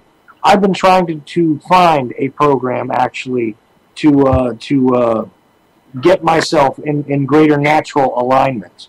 And this is one of the things I haven't said to my listeners yet. So this is something that I actually do want to discuss with you in depth at some point. I don't know if we have quite enough time, but I would like to talk about it a bit, because there's more than one fungus which is helpful if it's harvested properly. There's tons, Charles. Tons.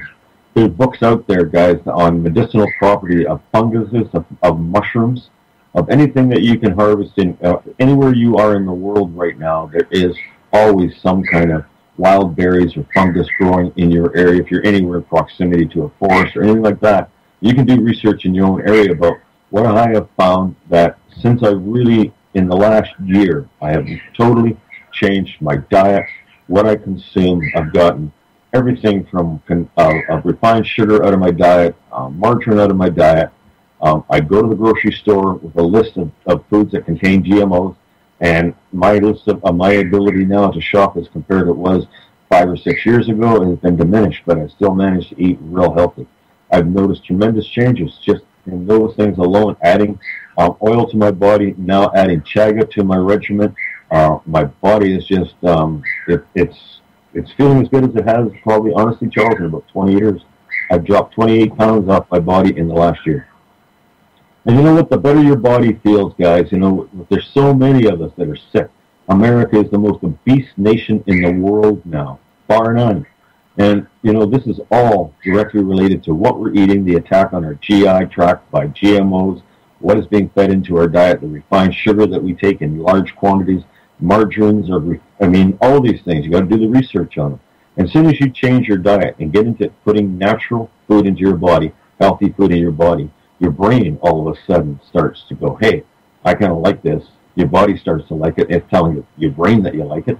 Your brain seems to become clearer. I've noticed in the last year that my brain seems to work better. They tell you as you're getting older, your brain's supposed to get worse. Well, then I seem to be able to just pull on things in my brain that I could never pull on before. So I can't say enough about just that lone aspect. We're being attacked. Everything about our bodies is being attacked. We're being subjected to a nanoparticles of aluminum in our air. We have to build our bodies. We have to find ways naturally to offset the effects. If every doctor in the world was looking at this information, instead of going into the doctor's office and getting a prescription, he'd be giving you a link to a naturopath doctor or a place where you can buy natural organic food, stuff that's vine ripened, stuff that's full of phytochemicals. Phytochemicals support the immune system. They fight off cancer. If your vegetables, Charles, aren't vine ripened, there's no nutrient in your vegetable. The vegetable has to be vine ripened. So consequently, anything that's shipped to a grocery store, by the time you eat that red tomato at home and you think you're putting something good in your body, you're putting absolutely nothing of nutrition in your body because it's shipped green and turns red in transit. Vegetables have to be allowed to vine ripen.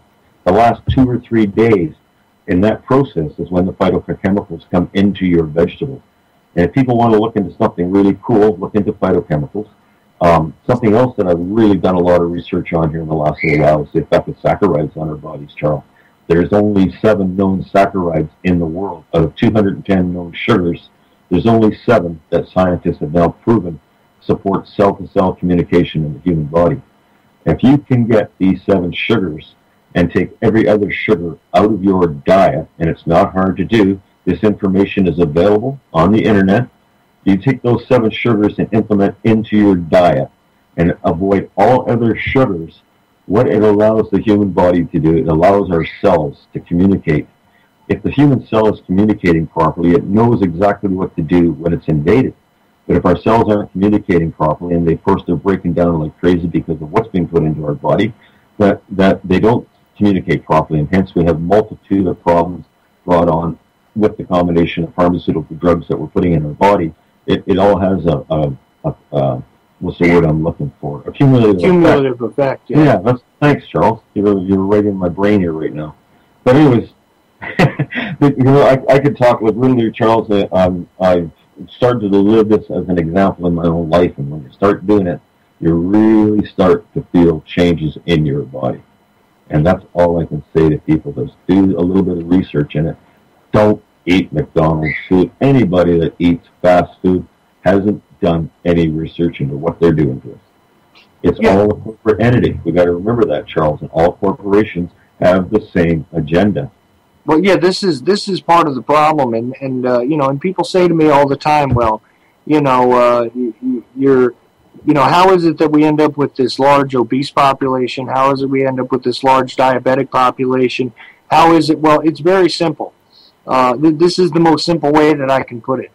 You see, we are feeding ourselves something, but it's not really food.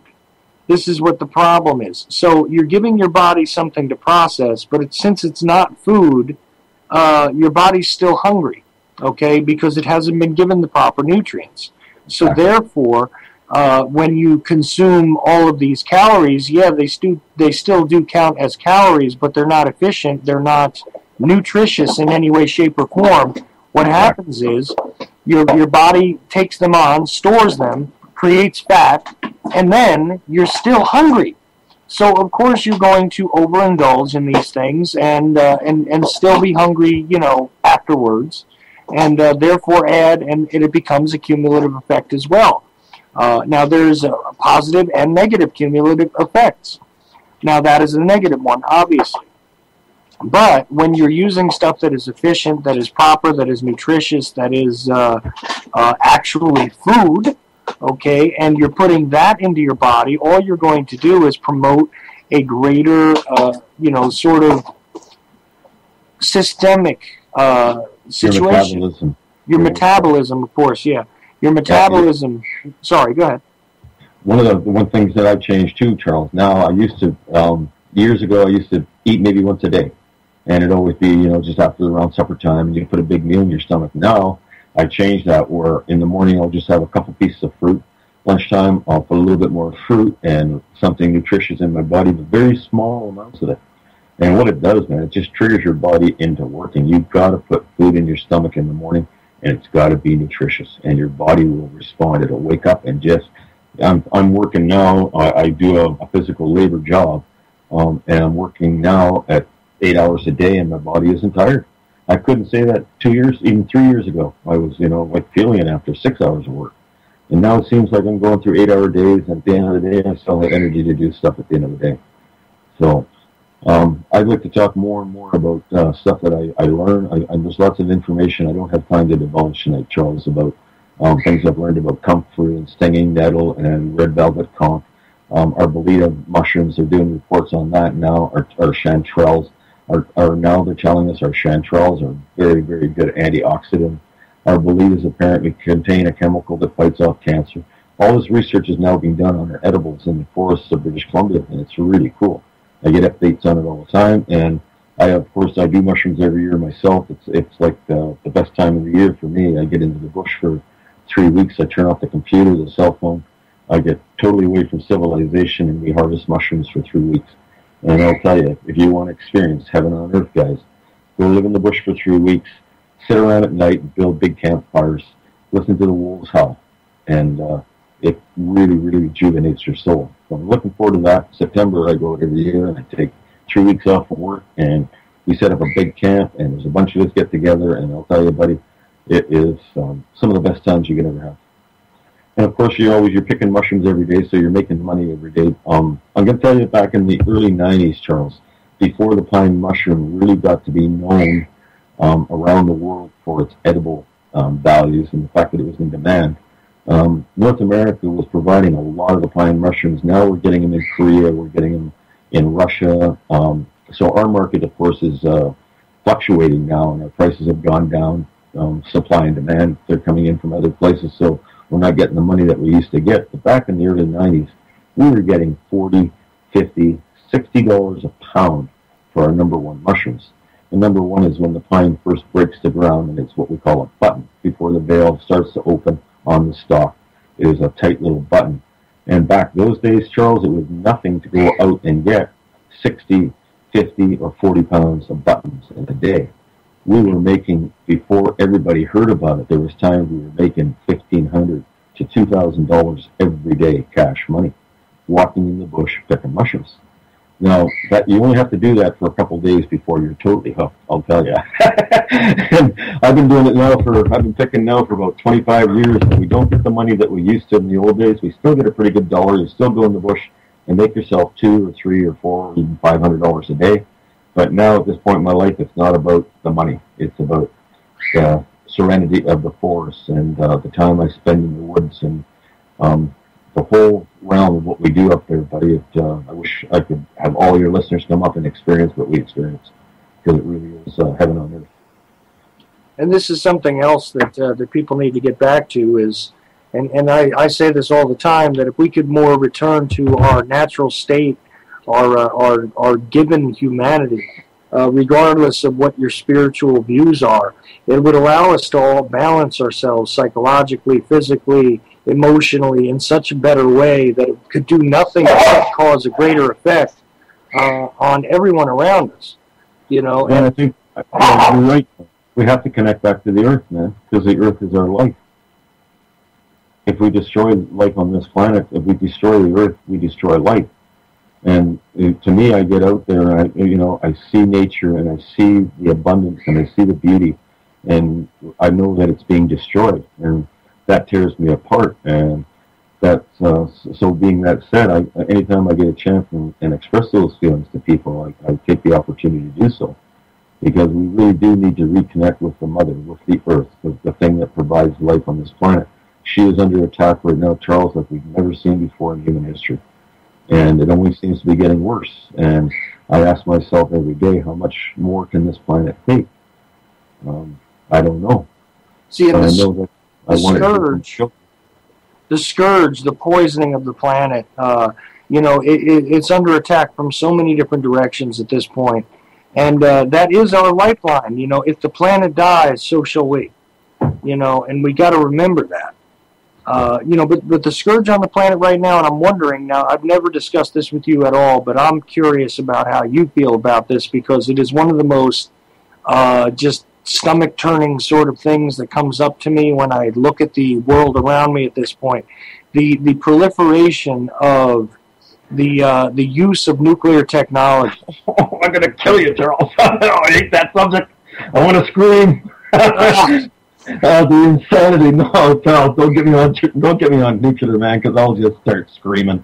I will. What an insane. And the thing about it, Charles, it was never, ever, ever designed to produce power, ever. No. It was only designed to produce weapons-grade plutonium. They needed a way to sell it to the public so that we could have these power plants to produce our weapons-grade plutonium, so we could sell billions and billions of dollars to the military elite and filter it into the hands of the bankers, and that's exactly what's happened. It is the most insane thing that the human race has ever conceived, that the fact that we have been duped so badly that our planet now is covered with hundreds and hundreds of measles sitting on top of fault lines, just baffles me, man. If we don't get rid of it all, Charles, my feelings are, honestly, if we don't get rid of it all, somehow we get rid of it all, the fact that all these nuclear power plants seem to have been built in such close proximity to fault lines, it just baffles my mind. I did some research and overlays and printouts on computers, and I urge people to go have a look at that. Look at the active fault lines on the planet, and look where the active nuclear power plants are on this planet, and overlay them, and you'll go, why would they build them there? What's going on with just Fukushima, buddy? I mean, come on. Look, that's the fault lines aren't going to stop moving, Charles. There's going to be big earthquakes again. We know that. That's one thing you can guarantee about this planet for as long as it lives, is that the plates will continue to move. And look at where these things are. But, I mean, let's just get down to, forget about where they put them. But to me, it's like, it's cartoonish almost to believe that this was a remotely safe way to produce power. You're talking about boiling water by splitting atoms. I mean, Insane. I can't even wrap my mind around who would think this was a good idea.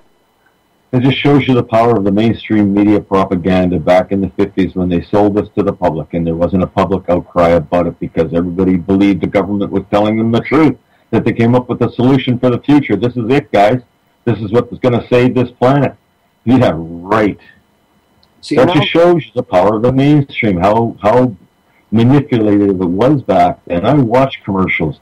First commercials released on nuclear power back in, I think it was 1952. And people, you can go on YouTube and punch this up. It's quite comical. It is, how it was sold to the public.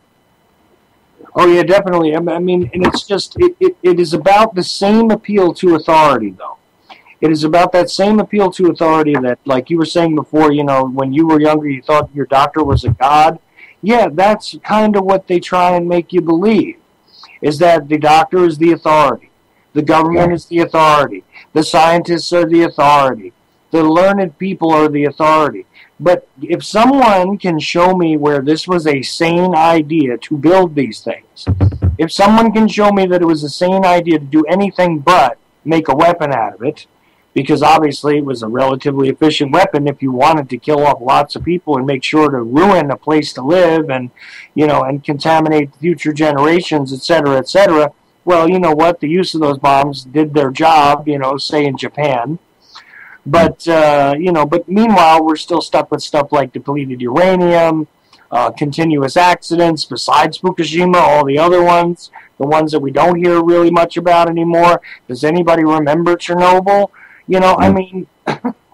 just go research Hanford for a couple hours and look what's going on there with the Colorado River. I mean, this is going to be the...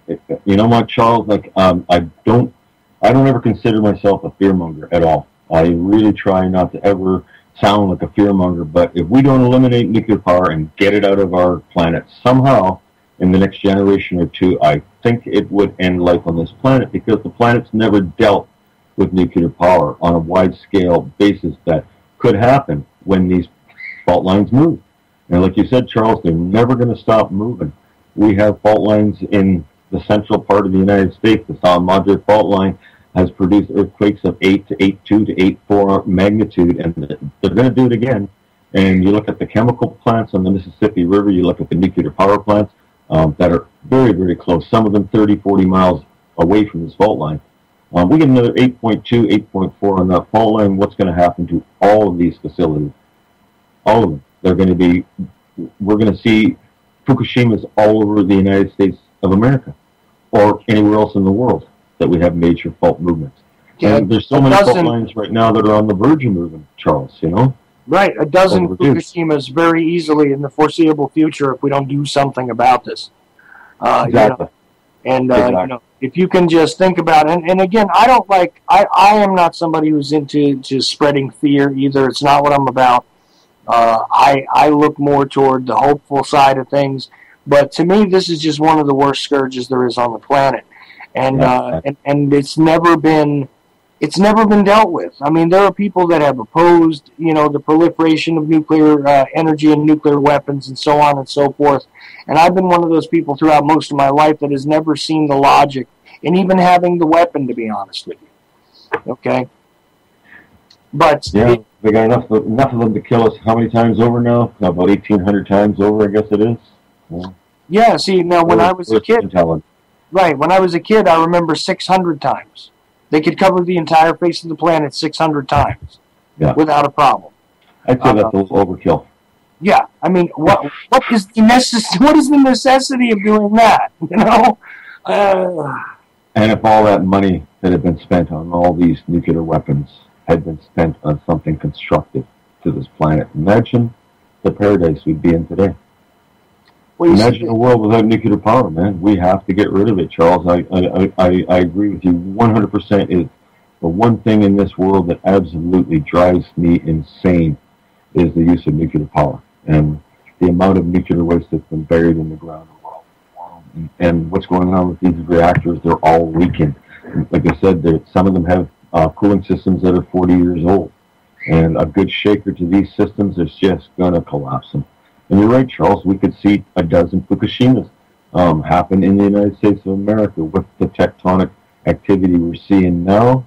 The fact that these fault lines are overdue, the one on the Cascadia fault line on the Pacific coast, 600 miles long, 30 miles wide, is overdue by 120 years, they say now. So the longer it goes, the more pressure builds up. And when they do let go, they're going to release some major earthquakes, and these power plants aren't going to stand up to them. If the earthquake doesn't get them, the tsunamis will get them. There's, I believe, on the west coast alone, I picked up the map here. There's 7 operating on the west coast of the United States of America in tsunami range. That alone, haven't we seen what happened with Fukushima? And these faults are on that kind of a fault line, and are on such a ticking time bomb right now. It's we're seeing the activity, like we're seeing earthquake activity right now, Charles, on unprecedented scale in the earth. So I don't know if we're going to have time to correct the problems. I hope we do. I want to have hope for the future. I want to think that someday my children will have a planet to live on, or their children will have a planet to live on. And that's why I feel right now we really have to get this word out that we are in dire times, and we need changes quickly. And it's only going to get done if people rise in voice en masse. And that will be a challenge to the human race, because we've been divided so many ways. Yeah, but you would think that that if we could unify behind one ideal, if it wasn't even freedom, how about survival? Yeah. The existence of life on the planet, I think that would be a banner that everybody on the Earth could get under. Because that's what we're talking about, Charles. I mean, this nuclear power thing, like I said, they built so many of these things in the world, and we're seeing the effects of what's happening with Fukushima. We have so many that are on the verge of collapsing because of age and because of I mean, I've done reports that I've studied some of them, it just blows my mind. They're all being proven to be leaking. I mean, it just boggles me. And I fear for some major earthquake activity in the United States of America, but I know that's coming very quickly, Charles. I'm not a fearmonger, but I'm really looking at what's going on with the plates in the San Andres and the Cascadia and that San Madre, boy, and I'll tell you, they're all ticking time bombs. Right. And even if you ignore the West Coast, even if you think to yourself, well, they might have built those things with the idea that there might be earthquakes and et cetera, there is plate tectonic activity on the East Coast of the United States as well. And guess what? You'll find just as many of those power plants over there, won't you? Yeah, you will, Charles. I wish I could talk to every young person in the world right now and try to get it through to them, the urgency of mass change on this planet, because I think reaching the youth would have a major effect on what's going on this planet right now. In fact, we have a really cool 15-year-old coming on, Charles. I was introduced to this gentleman the other day. I'll call him a gentleman because that's what I call him. He's 15 years old. He's been awake for years, Charles, but you could ask this young kid any question on anything to do with any rabbit hole, and he can answer it for you. Incredible. I had a conversation with this kid the other day. I won't call him a kid, I'll call him a young gentleman, but it just astounded me, and I'll tell you, I've got to get him, I'll introduce you to him, and you got to get him on your show, Charles. It just boggles me the depth of his knowledge after only being awake for this short period of time as he is. And that gives me hope for the rest of the youth, that they can put down their iPhones and their iPads and stop watching the crap that's coming on TV and the brainwashing, and really look at the reality of the situation of the world. Yeah, I've had some younger people approach me as well, and I've actually had a 15-year-old on my show already named Dylan, who's doing his own thing out there now broadcasting. But I'd love to meet another one and spread as much as much of the idea in encouragement, let's just say, to the younger generation as I can. Go ahead. Dylan was the guy I was talking about. Oh, okay. Well, he does the Truth Speaks thing, right? Yeah, and I just had the pleasure of meeting him here just actually about 5 or 6 days ago, and had some conversations on Skype with him, and was just amazed at his level of intelligence, Charles, and it inspires me. I want to get him on and get some young people listening to him. I challenge my son to listen to him. I challenge my daughter to listen to him. When he gets doing shows, and I know he's going to be doing some shows on some new networks, and I'm going to be doing some shows with him, we'll get it around. try and get it out on Facebook and give them something else to listen to for a change. No, absolutely, and anything I can do to help out with that. I've actually done a few with them already. So there you go. I'm a little bit behind, but better late than never. Listen, no problem, and I still got to tell you once again, because we're running down to just about the last 5 minutes here. Once again, I can't thank you enough for introducing me to Dr. Larry Woods, and he's just an amazing human being and so knowledgeable about so many different things. I really felt like I needed 3 or 4 shows to really give him a good place to shine, you know. But and every time he's on, he'll reiterate on the basis of the coils, and you really start to understand what's going on.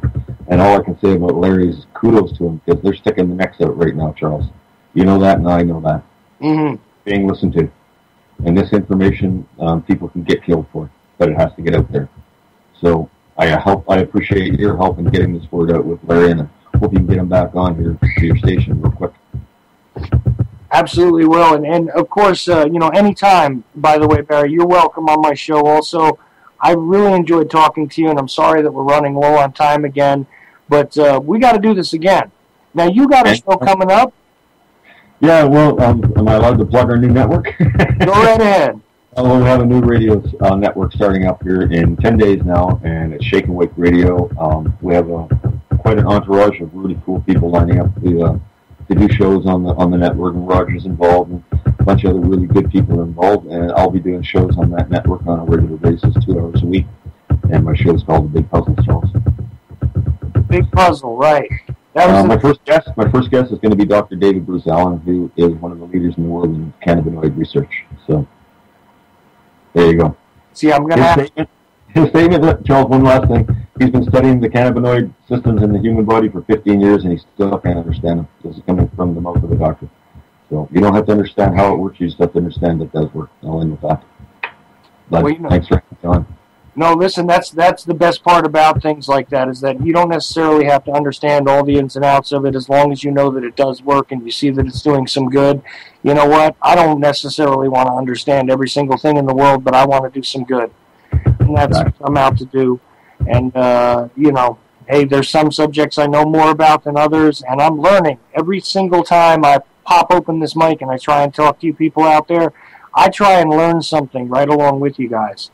I don't just sit here and try and repeat the same things over and over again, or bring on the same people over and over again. Although Roger Landry has the distinction of having been on my show more times than any other person. There you go. Couldn't have a better guest, buddy. But he is definitely an awesome individual who has covered so many different topics. We've covered everything from nuclear war to this topic that we were just discussing about the nuclear energy and the way it is around the world, to the proliferation of the military-industrial complex. All of these different things are all relevant, all important, and Roger's just an excellent person to have. And I'm telling you, Barry, I've enjoyed having you on, and I've got to do this with you again. I know you're getting things together, and you're going to have your own show coming up again, and you'll be very busy, but I definitely want to make you more regular on my show if I can. Sure, Charles. Anytime I'm available, I'm glad to get in and make comments on the way we see things and our thoughts. Yeah, definitely, and I want to hear more about the mushrooms. We can't stop talking, Charles. Anytime I get a chance to get on and share my thoughts with anybody, I do, because we get to this point in our lives where nothing else is more important than what we're doing right now. Nothing else is more important.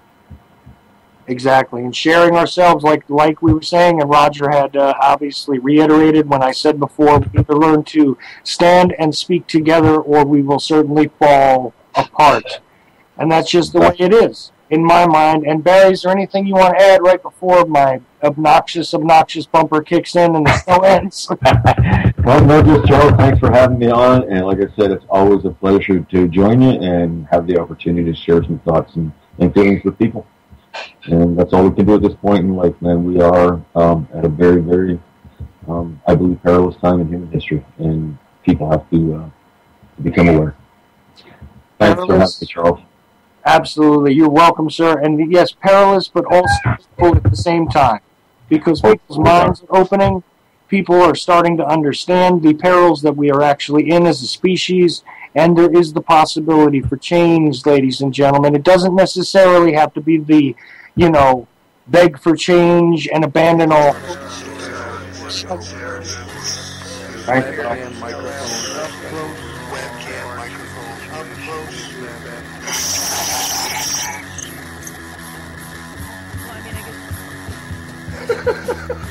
At the age of 19 in 1962, she was See, but I have the files. I read this stuff at the National Archives, and I read these other things. I said to myself, how can that be possible? The brain, pistols and fondle slab of choice. I don't know what computers, internet, professional wrestlers, and not Jesse Ventura style. It doesn't matter where the information comes from as long as it's real. It's hard to get real information because seriously, they don't want you to have just read two sources.